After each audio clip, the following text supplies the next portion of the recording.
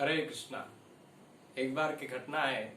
एक गांव में कुछ चोर रहते थे और चोर का काम क्या है, हमेशा दूसरे को लूटते हैं। और हर रात को वो चोरी करने के लिए एक गांव से दूसरे गांव, दूसरे गांव से तीसरे गांव, ऐसे भ्रमण करते करते हमेशा वो चोरी में लगा रहते थे। तो चोरी ही उनका पेशा था और चोरी करके ही वो जीवन जीते थे।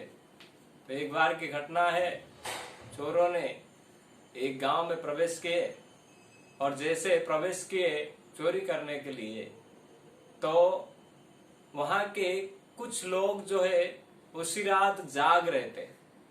जब इन चोरों को देखे कि कुछ लोग, अनजाने लोग हमारे गांव में घुस गए हैं, तो उन्होंने इन चोरों का पीछा किया और चोरों को पता चल गया कि कुछ गांववासी हमारे पीछा कर रहे हैं।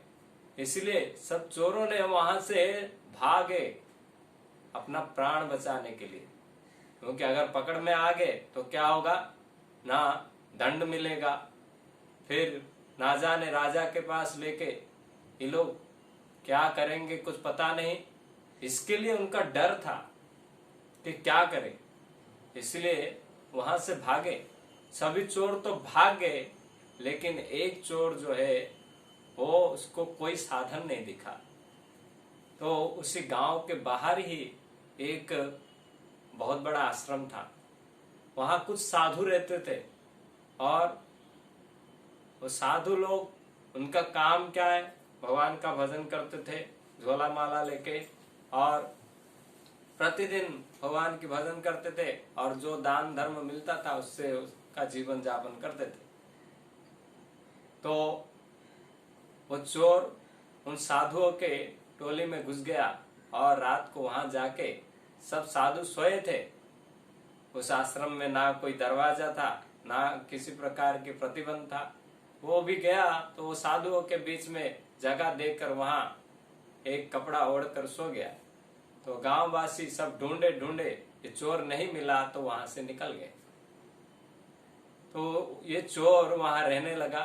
तो सुबह हुआ, उठा, फिर देखा कि साधु लोग कैसे भजन कर रहे हैं, किस प्रकार वो अपना पूरी समय को भगवान की सेवा में लगा रहे।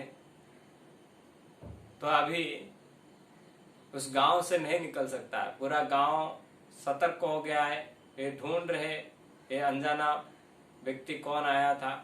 तो इसीलिए उसने बहाना करके उन साधुओं के बीच में कुछ ही दिन तक रहने लगा। तो रहते रहते उसने आदत है रोज चोरी करना, तो चोरी करने के लिए उसको कोई अन्य साधन नहीं मिला। तो जिसके कारण साधुओं के पास रहकर वो साधुओं का ही सामान को इधर का उधर करते थे। और वो चोर कभी रात को उठ जाता था, रात को उसको नींद नहीं आता था, रात को उठ के कोई साधु का लोटा दूसरे साधु के पास, दूसरे साधु का कौपिन तीसरे साधु के पास, ऐसे तीसरे साधु का झोला कहीं और, ऐसे वो एक दूसरे का सामान को इधर उधर करता था। तो सुबह जब साधु लोग उठते थे तो देखते थे उनके सामान इधर उधर हुआ है।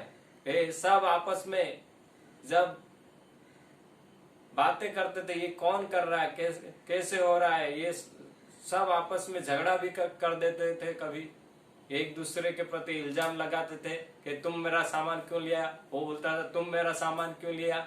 ऐसे वो चोर प्रतिदिन ऐसा करता था, क्योंकि वो आदत से मजबूर था।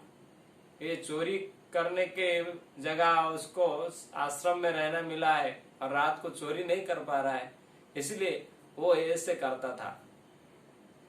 तो धीरे धीरे वो साधुओं के साथ रह रहे के रोज भगवान की नाम कीर्तन सुनते हुए, रोज साधुओं के संग करते हुए उसके जीवन में भी परिवर्तन आया।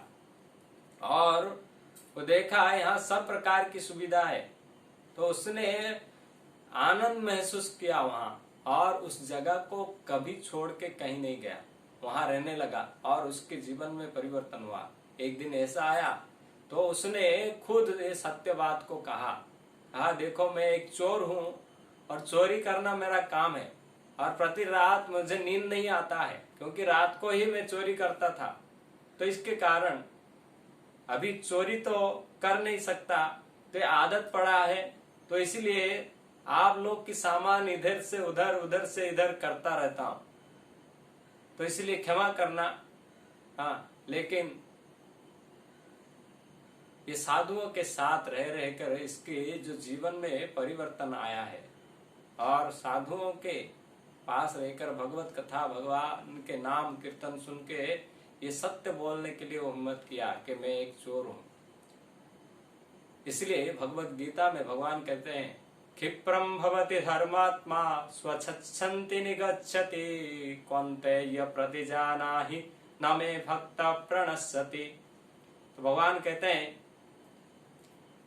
कितना भी पापी व्यक्ति क्यों ना हो, वो अगर इस भगवत भजन कार्य में लग जाए तो वो क्षिप्रम भवति धर्मात्मा, तुरंत ही कितना बड़ा पापी व्यक्ति क्यों ना हो तो धर्मात्मा बन जाता है। और ऐसे व्यक्ति भगवान कहते हैं न मे भक्त प्रणश्यति, ऐसे भक्त का भगवान कभी पतन नहीं कराते हैं।